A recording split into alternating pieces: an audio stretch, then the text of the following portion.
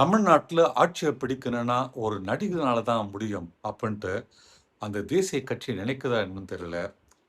திடீர்னு நடிகர் தனுஷை வந்து களத்தில் இறக்கிறதா செய்தி.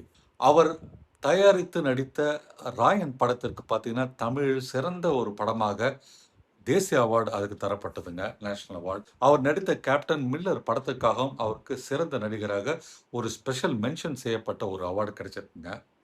இப்படி திடீர்னு அவருக்கு வந்து 2 அவார்டு 2024க்கான அவார்டுகள் இப்போ தரப்படுறது பார்த்தீங்கன்னா, பரபரப்பா அரசியல்ல வந்து பேசப்படுது. பிரபல தேசிய கட்சியின் தமிழ்நாடு முகமாக இவர் வந்து வரப்போறாரோ! அப்படின்னு தோணுதுங்க. பார்த்தீங்கன்னா, நடிகர் தனுஷுக்கு வந்து ஹிந்தியில பயங்கரமான ஒரு பெரிய மார்க்கெட் இருக்குங்க. அவர் நடித்த பல படங்கள் வந்து அங்க நன்றாக ஓடி, பட்டி தொட்டி வரைக்கும் பார்த்தீங்கன்னா, தனுஷுக்கு வந்து ஒரு பெரிய ஃபாலோயிங் இருக்கு. அது மட்டும் இல்ல, பியூர் நார்த் பெல்ட்ல அவர் நடிச்சிருக்கிறதுனால, அந்த உள்ளூர் மக்களுக்கும், லோக்கல் மக்களுக்கும் ஒரு பரிச்சயமான முகமா நடிகர் தனுஷ் இருக்காரு. வாரணாசியிலேயே, அதாவது காசியிலேயே போய் அவர் 2, 3 படங்கள் நடிச்சதுனால, ஹிந்தி பெல்ட் ஃபுல்லாவே வந்து அவர் ரொம்பவே பாப்புலரான நடிகரா இருக்கிறாரு. அவருடைய பேச்சு முடியும்போது எப்பவுமே ஓம் நமச்சிவாயா என்று தாங்க முடிக்கிறாரு. அது மட்டும் இல்லாம, தன்னுடைய கழுத்துகளில் மாலைகளை அணிந்திருப்பார். அதையும் வந்து நம்ம பல ஃபோட்டோஸ்ல பார்த்துருக்கிறோம். இப்படி ஹிந்துத்துவாவின் அஜெண்டாக்கு ஏத்த மாரி ஒரு நடிகர் இருக்கிறாரு. அதுவும் இல்லாம அவரு ஆல் இண்டியாலயும் பாப்புலரா இருக்காரு. தமிழ்நாட்டிலும் டாப் ஒரு 4 நடிகர்ல ஒருத்தரா இருக்காருன்ட்டு தான், அந்த தேசிய கட்சி அவரை இப்போ புஷ் பண்ணி தமிழ்நாட்டுக்கு அரசியல்ல வந்து ஈடுபடுத்தப்பட போகிறார் என்று தெரிகின்றது. அதற்கேற்ற மாரி கொஞ்ச நாளைக்கு முன்னால நடிகர் தனுஷ் பார்த்தீங்கன்னா, அவருடைய ரசிகர் மன்றத்துக்கான ஒரு கொடியுமே வந்து இப்போ டிசைன் பண்ணியிருக்கிறாரு. அவருடைய ரசிகர்கள் எல்லாம் ரசிகர் மன்ற தலைவர் உட்பட பார்த்தீங்கன்னா, அவங்களோட ஷர்ட்ல வந்து தனுஷுடைய ஃபோட்டோ போட்டு வந்து அவங்க வந்து உலா வரத பார்க்குறோம் நம்ம.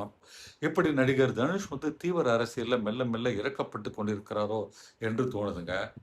ஏன்னா, தாவேகா என்பது ஒரு மாபெரும் சக்தியாக இப்போ தமிழ்நாட்டில உருவெடுத்துச்சு.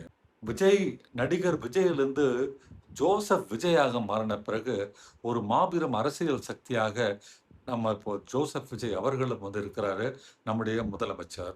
பார்த்தீங்கன்னா, அவருடைய பாப்புலாரிட்டிய பிரேக் பண்ணி வேற ஒரு நடிகர கொண்டு வந்தா தான் அந்த தேசிய கட்சி இனி தமிழ்நாட்டில காலூன்ற முடியும் என்ற ஒரு நிலைமை வந்துருச்சுன்னு நினைக்கிறேன்.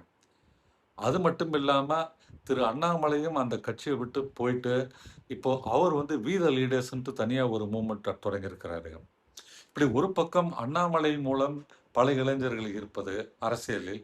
இந்த பக்கம் சினிமாவை வைத்து சினிமா மோகம் பிடித்த இளைஞர்களை தனுஷை வைத்து பிடிப்பது என்ற ஒரு இரட்டை குதிரைகளில் அந்த தேசிய கட்சி சவாரி செய்து தமிழ்நாட்டு நோக்கி வருது அப்படின்னு நான் நினைக்கிறேன். இது என்னுடைய பர்சனல் ஒப்பீனியன்ங்க.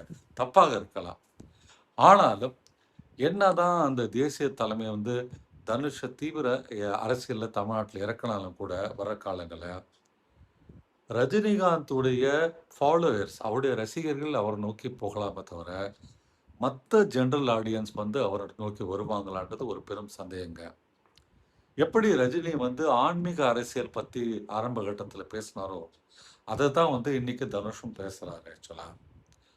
அவர சுத்தி பல ஆன்மீக விஷயங்கள் நடந்து கொண்டே இருக்கின்றது. தீவிரமான சிவபக்தர். ஸோ, இப்படி எல்லாமே அமையறதுனால, அவர வந்து ஒரு கரெக்ட்டா தேர்ந்தெடுத்து அந்த தேசிய தலைமை வந்து புஷ் பண்ணி தமிழ்நாட்டுக்கு கொண்டு வராங்க. ஆனாலும் அவரால ஒரு பெரிய இம்பாக்ட் பண்ணி வந்து தாவேக்கால இருந்தோ அல்லது விஜயின் ரசிகர்களையோ அவர் வந்து ஈர்க்க முடியுமா என்பது என்ன பொறுத்தவரைக்கும் ஒரு பெரும் சந்தேகங்க. 2029ல வந்து நம்முடைய பாராளுமன்ற தேர்தல் நடக்க இருக்கு. என்ன இருந்தாலும் 2029 அரசியல்ல வந்து நடிகர் தனுஷ் கண்டிப்பா ஃபீல்டுக்கு வந்துருவாரு. அரசியலுக்கு வந்துருவாருன்னு தான் தோணுதுங்க. ஆனாலும் புதிதாக பல நடிகர்கள் இப்போ அரசியலுக்கு வர இருக்கிறாங்கன்னு தான் தோணுதுங்க. ஏன்னா, திட்டமிட்டு விஷால் வந்து பல ஆண்டுகளாக காய நகர்த்திக்கிட்டு இருக்கிறாரு. கருப்பு படம்ன்ற ஒரு பெரிய வெற்றி மூலம் சின்ன ஆசை அவரது சூர்யாவுக்கும் இருப்பதாக சொல்கின்றனர். இதுல உண்மை நமக்கு தெரியாது. நம்ம காதுல விழுற சமாச்சாரத்த சொல்றோம். இப்படி பல நடிகர்கள் அரசியல் நோக்கி போறாங்க. அது இல்லாம வேற ஒரு ஜோசியர், அவரு திரு ஜோசப் விஜய் நம்முடைய முதல்வரின் ஜோசியர் இல்லைங்க. வேற இன்னொரு ஜோசியர் வந்து அஜித்தும் 2032ல வந்து அரசியல்ல இறங்குவார்ன்னு சொல்லியிருக்கிறாரு. அது எந்த அளவுக்கு உண்மைன்னு தெரியல. பட் சொல்லியிருக்காரு ஆக்சுவலா. ஸோ இதெல்லாம் பார்க்கும்போது பார்த்தீங்கன்னா, அடுத்த ஒரு 10 ஆண்டுகளுக்கு களம் வந்து நடிகர் கையில தான் இருக்க போது தமிழ்நாட்டு அரசியல். ஆனாலும் எத்தனை நடிகர்கள் வந்தாலும், திரு ஜோசப் விஜய் என்னும் அந்த ஒரு பிம்பத்த யாராலயுமே கிட்ட கூட நெருங்க முடியாதுங்க ஆக்சுவலா. He is fire. He is like Beast. உங்களுக்கெல்லாம் தெரியுமான்னு தெரியல. ரொம்ப தீவிரமா பேஸ் லெவல்ல போய் அவர் ஒர்க் பண்ணிட்டு இருக்காரு. கோயம்பேடு மார்க்கெட்டுக்கு பக்கத்துல பார்த்தீங்கன்னா, ரீசைக்கிள் பிளான்ட் இருக்கு. அது கிட்டவே போக முடியாது. அவ்வளவு நாத்தம் அடிக்கும். ஆனா, நம்முடைய முதல்வர் நேத்திக்கு அங்க போயிருக்கிறார். சில நாட்களுக்கு முன்னால பார்த்தீங்கன்னா, ஆர்ஓ பிளான்ட் இருக்கிற ஒரு பிளான்ட்டுக்கு போனாங்க. அதற்கு முன்னர் பார்த்தீங்கன்னா, சேட்பட்ல வந்து இன்னொரு பயோகேஸ் திட்டம் இருக்கிற இடத்துல போய் பார்த்தாருங்க. இப்படி நம்முடைய மாநிலத்தின் முன்னேற்றத்துக்காக சென்னை நகரின் தேவைகள்லாம் எப்படியெல்லாம் வந்து நம்ம மீட் அவுட் பண்ண முடியும்ட்டு ரொம்பவே அடிமட்டத்துல இறங்கி வேலை செய்ய ஆரம்பிச்சிருக்கிறாரு. ஸோ இதெல்லாம் நடந்த ஒரு அடுத்த ஒரு 5 ஆண்டுகள்ல வந்து ஆனா, ஒரு அசைக்க முடியாத அரசியல் சக்தியாக தாவேகா மாறும் என்பதில் எந்தவித சந்தேகமும் கிடையாது. 2029 வரைக்கும் வெயிட் பண்ணி பார்ப்போம் என்ன நடக்குதுன்ட்டு.